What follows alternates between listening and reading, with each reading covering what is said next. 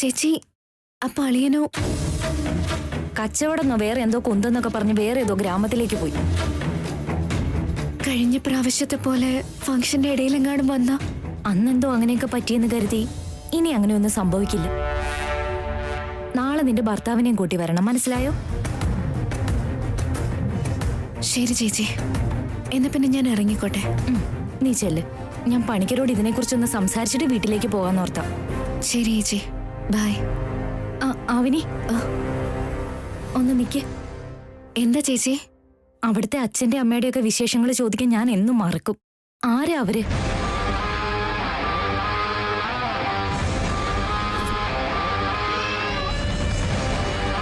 അവരുടെയൊക്കെ പേരെന്താ?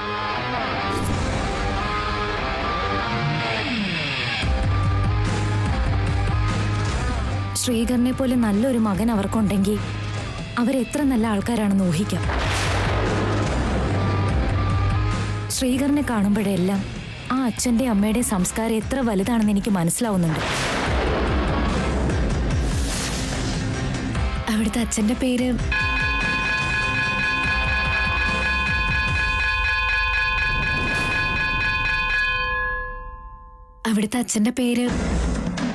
സുജാതേ, പെട്ടെന്ന് വാ, നിനക്ക് വേറെ ജോലിയില്ലേ? ശരി അമനി, നമുക്ക് ഈ കാര്യം പിന്നെ സംസാരിക്കാം. വരലക്ഷ്മി ക്ഷേത്രത്തിലും കുറച്ച് ചടങ്ങുകൾ തീർക്കാനുണ്ട്. സമയം പോയി, ഞാൻ പോയിട്ട് വരട്ടെ. എന്ന് ശരി ചേച്ചി, ഞാൻ ദർശനം കഴിഞ്ഞിട്ട് പോയിക്കോളാം.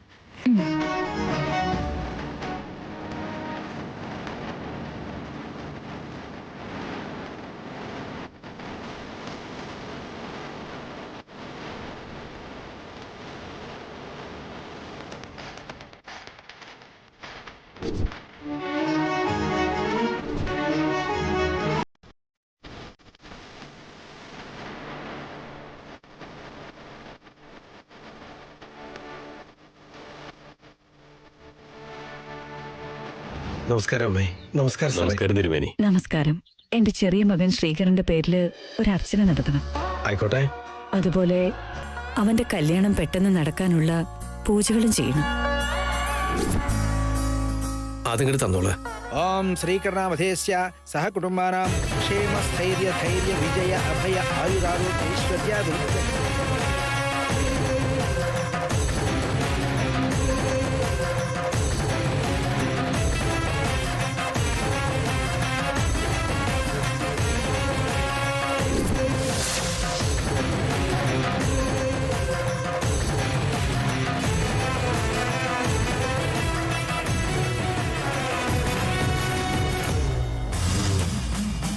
എന്റെ ചുമതലകളെ ഏൽപ്പിക്കാൻ ഒരു മരുമകളെ കിട്ടാൻ ഞാൻ ഇനി എത്ര കാലം കാത്തിരിക്കണം അമ്മേ?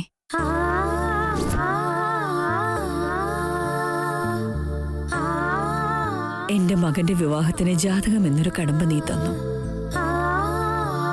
അവന്റെ പ്രായത്തിലുള്ളവർ മക്കളും കുട്ടികളുമായി കളിച്ചുകൊണ്ടിരിക്കുന്നു. അതുകൊണ്ട് എന്റെ ജാതകത്തിലുള്ള ഒരു പെൺകുട്ടിയെ എനിക്ക് എത്രയും വേഗം കാണിച്ചു തരണേ അമ്മേ.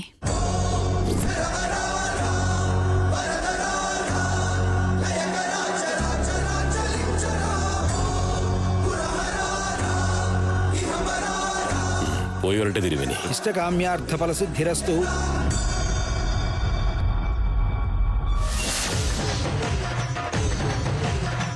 സുജാതേ,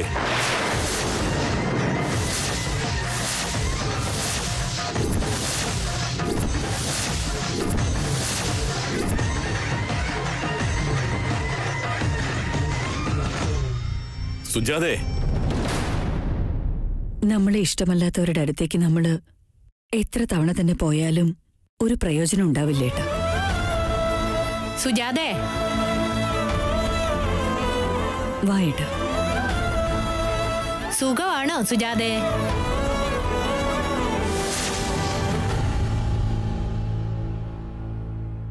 എന്റെ ജീവിതം കുറച്ച് ആളുകൾ കാരണം നശിച്ചു പോയതാ.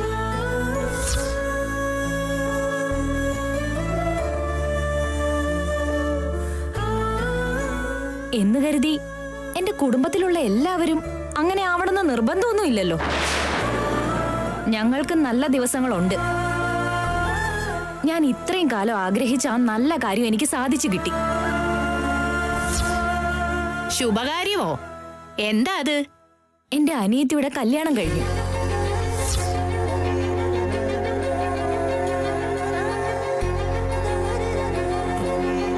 അനിയത്തിയോ? കല്യാണം കഴിഞ്ഞോ? ഞങ്ങളെ അറിയിച്ചില്ലല്ലോ. എന്റെ അനിയത്തി ഇപ്പൊ വലിയൊരു വീട്ടിലെ മരുമകളാ.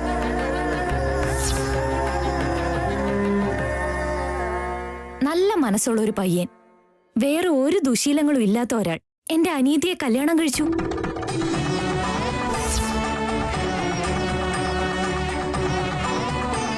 ബന്ധുക്കളായിട്ടുള്ളവര് സ്വാർത്ഥത കാണിച്ചാലും ആ ദൈവം എപ്പോഴും ഞങ്ങൾക്ക് നല്ലത് മാത്രമേ ചെയ്തിട്ടുള്ളൂ.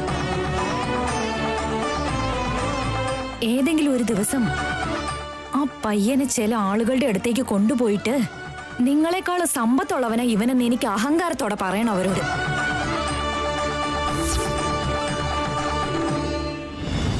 അതോടെ തീരും അവരുടെ അഹങ്കാരം. കയ്യിൽ കുറെ പൈസ ഉണ്ടെന്ന് കരുതി ബന്ധം എന്താണെന്ന് മറക്കുന്നവരുടെ അഹങ്കാരം അതോടെ കുറയും. എന്നാൽ ആ പയ്യനെ ഞങ്ങൾക്ക് ഒരു വട്ടം കാണണം. നാളെ എന്റെ അനിയത്തി അവളുടെ ഭർത്താവിനെയും കൂട്ടി സത്യനാരായണ വ്രതം ചെയ്യാൻ തീരുമാനിച്ചിരിക്കുക. മറക്കാതെ നിങ്ങൾ എന്റെ വീട്ടിലേക്ക് വാ, ഞാൻ കാണിച്ചു തരാം. കേട്ടല്ലോ? ശരി സുജാതെ. എന്റെ അനിയത്തി എത്ര സന്തോഷത്തിലാ ജീവിക്കുന്നതെന്ന് നിങ്ങൾക്കപ്പൊ നേരിട്ട് കാണാൻ പറ്റും. തീർച്ചയായും വരാം. ആ, എനിക്ക് വ്രതത്തിനുള്ള ഏർപ്പാടുകളൊക്കെ ചെയ്യാനുണ്ട്. ഞാൻ എന്നാ ചെല്ലട്ടെ. സുജാതയ്ക്ക് അനിയത്തി ഉണ്ടായിരുന്നോ? നമ്മുടെ സുഭദ്രയ്ക്ക് 2 പെൺമക്കളും. ഇക്കാര്യങ്ങളൊന്നും അറിയാൻ പറ്റിയില്ലല്ലോ. നീ എന്നെ അമ്പലത്തിലേക്ക് കൊണ്ടുവന്നില്ലായിരുന്നെങ്കിൽ ഇക്കാര്യങ്ങളൊന്നും അറിയാൻ പറ്റില്ലായിരുന്നു വേദ. ഞാൻ കൊണ്ടുവന്നതല്ലല്ലോ ഏട്ടാ, ആ ദൈവമായിട്ട് എത്തിച്ചതല്ലേ. സുജാത പറയുന്നത് കേൾക്കുന്നതിന് വേണ്ടിയാണ് ദൈവമായിട്ട് തന്നെ നമ്മളെ ഇവിടെ എത്തിച്ചിരിക്കുന്നത്. അനിയത്തിയുടെ ജീവിതത്തില് നല്ലൊരു വെളിച്ചം കിട്ടിയപ്പോൾ ധൈര്യത്തോടെ അനിയത്തെക്കുറിച്ച് പറയാനാവുന്നുണ്ട്. ഇനിയെങ്കിലും സുജാത താമസിക്കുന്ന എവിടെന്നറിയണം. വീട്ടിലെ കാര്യങ്ങളൊന്നും നമ്മളോട് പറയില്ലല്ലോ. സീതാരാമചന്ദ്രസ്വാമി അനുഗ്രഹ പ്രീത്യർത്ഥം പൂജാം കരിഷ്യേ രാജാധിരാജായ പ്രസയ്യസാഹിനേ നമോ വയം വൈ സ്മരണേ. നമുക്ക് അവരോട് ചോദിച്ചാലോ? ആവാൻ ചേട്ടാ. പഴപഴം ചോപ്പ് പഴം ആപ്പിളെന്ന് പേരുള്ള പഴമാണല്ലോ.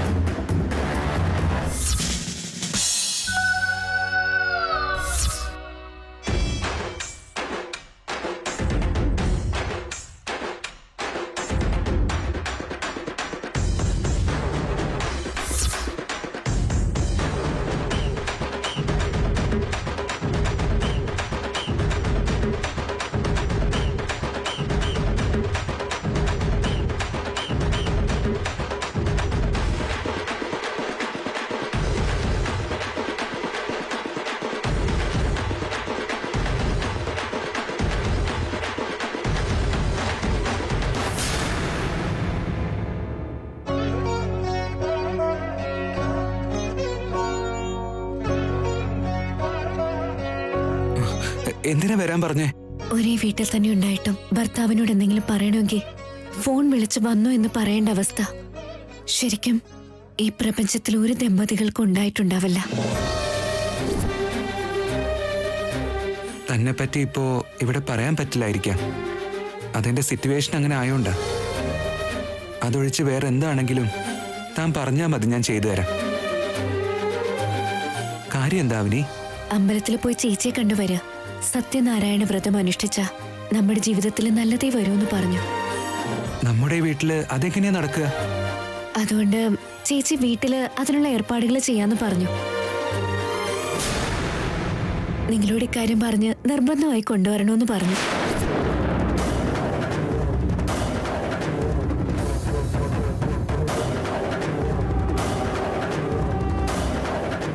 ഈ നേരത്തും ആവനിയുടെ റൂം തുറന്നു കിടക്കുന്നുണ്ടെങ്കിൽ നമുക്ക് ആവശ്യമുള്ള എന്തോ ക്ലൂ അതിനകത്ത് നടക്കുന്നുണ്ടെന്നാണ് അർത്ഥം.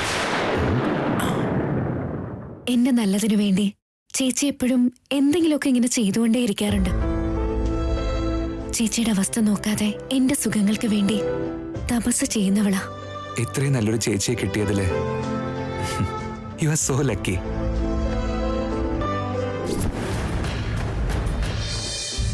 നമുക്ക് പോകാമോ? പോകാം. താങ്ക്സ് ഏട്ടാ. എന്നോട് താങ്ക്സ് ഒന്നും പറയണ്ട. അതെന്താ? എന്താന്ന് വെച്ചാ ഈ വീട്ടിൽ നടക്കേണ്ടതൊക്കെ ഇപ്പൊ തന്റെ ചേച്ചിയുടെ വീട്ടിലാണ് നടക്കുന്നത്. അതുകൊണ്ട് എനിക്കൊരു ഗിൽറ്റി ഫീൽ ഉണ്ട്. സാരമില്ല ഏട്ടാ, എന്നെ കൊണ്ടുപോകാൻ ഏട്ടൻ പറഞ്ഞല്ലോ. അത് തന്നെ സന്തോഷം.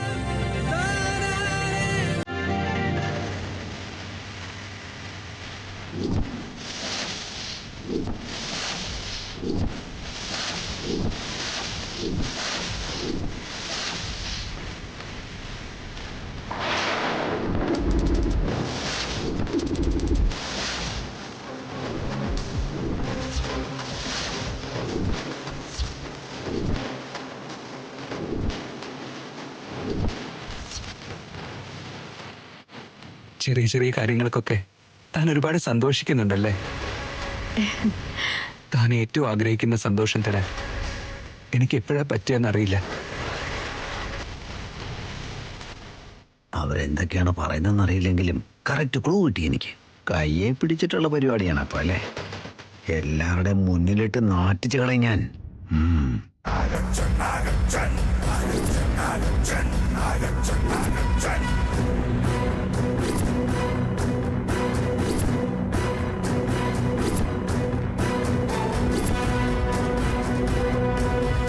അപ്പോ തന്റെ അളിയൻ അവിടെ ഉണ്ടാവില്ലേ? എങ്ങോട്ട് പോയിന്നാ പറഞ്ഞ?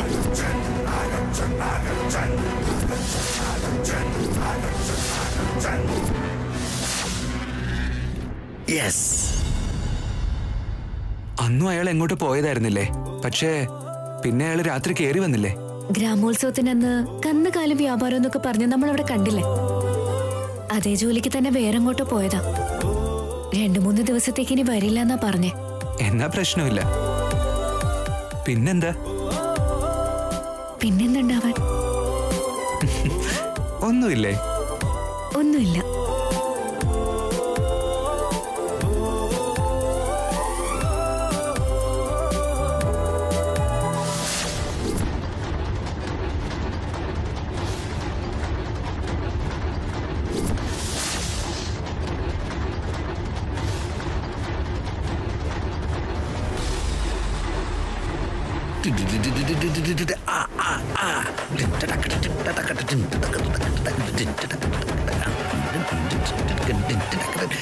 കിട്ടിയല്ലോ കിട്ടിയല്ലോ കള്ളനെ കിട്ടിയല്ലോ കിട്ടിയല്ലോ ഒന്ന് നേരെ നിന്ന് പറ. കുഞ്ഞളിയനുണ്ടല്ലോ, പുറത്ത് ശ്രീരാമനാണെങ്കിലും ഉള്ളില് കള്ളകൃഷ്ണനാ. ആവണിയുടെ റൂമിലാ ഉള്ളത്. എന്താ? അതേ വസന്ത, ആവണിയുടെ കൈയും പിടിച്ചുകൊണ്ട് എന്തോ സംസാരിച്ചോണ്ടിരിക്കുക. അപ്പൊ തന്നെ വാതിലടച്ച് കുറ്റിയിട്ട് ഞാനിങ്ങ് പോന്നു. ഇനി ഒന്നും ആലോചിക്കാനില്ല ലാവണ്യെ. ഉടനെ അച്ഛനെ അമ്മയും വിളിച്ച് ലൈവായിട്ട് കാണിച്ചു. നിക്ക് ചേച്ചി, ആദ്യം അളിയൻ പറഞ്ഞത് സത്യമാണോ അല്ലയോ എന്ന് നമ്മളൊന്ന് നോക്കണ്ടേ? ഞാൻ കണ്ടതാ പെങ്ങളെ. എനിക്കത് വിശ്വാസമില്ല അളിയ. ശരി, ആദ്യം നമുക്ക് ബോധ്യപ്പെട്ടിട്ട് അത് കഴിഞ്ഞ് അമ്മയുടെ അടുത്ത് എന്ന് കാര്യം പറയാം. ഇത് കറക്റ്റ്. കാണിച്ചു തരാം. നടക്ക് നടക്ക്.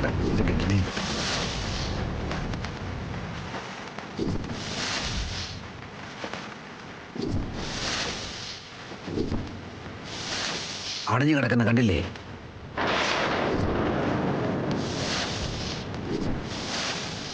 ഇപ്പൊ വിശ്വാസമായ?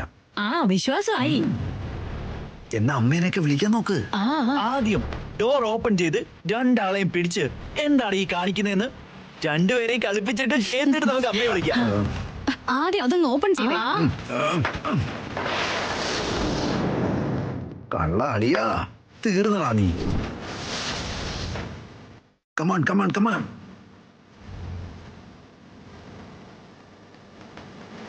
ഇനി നിങ്ങൾക്ക് രക്ഷപ്പെടാനാവില്ല.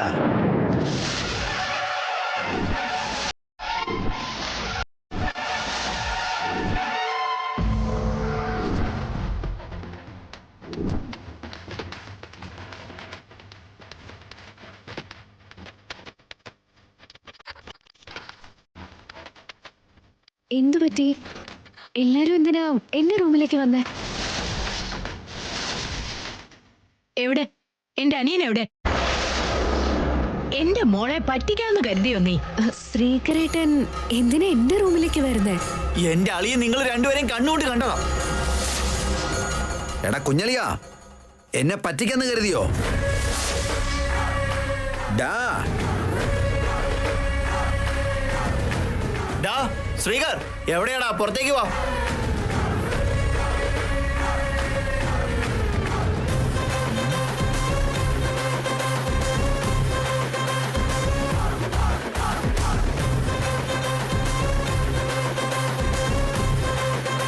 ഇവിടെ ഇല്ലല്ലോ അളിയ. എല്ലാം കൃഷ്ണലീല തന്നെ. ചതിയൻ വഞ്ചകൻ പറ്റിച്ചു. എന്റെ അനിയനെ എന്ത് ചെയ്തടി? അയ്യോ, ഞാൻ എന്ത് ചെയ്യാൻ ചേച്ചി? നിങ്ങളുടെ സംസാരം കേട്ടാ ഞാൻ വന്നത്.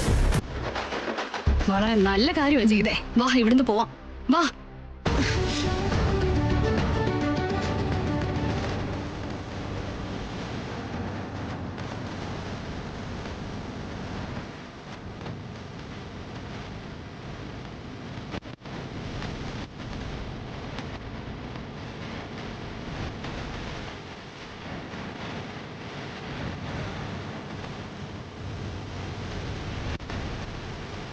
എന്റെ ഈ വീട്ടില് എന്റെ ഭർത്താവിനോടൊപ്പം ഒരു കള്ളിയെ പോലെ ഞാൻ ജീവിക്കുന്നത്. ഇനിയും എത്ര കാലം എനിക്ക് ഈ പരീക്ഷണം? എനിക്കിത് താങ്ങാനാവില്ല. വിമുക്തി പ്രസാദിക്കണേ ദൈവമേ.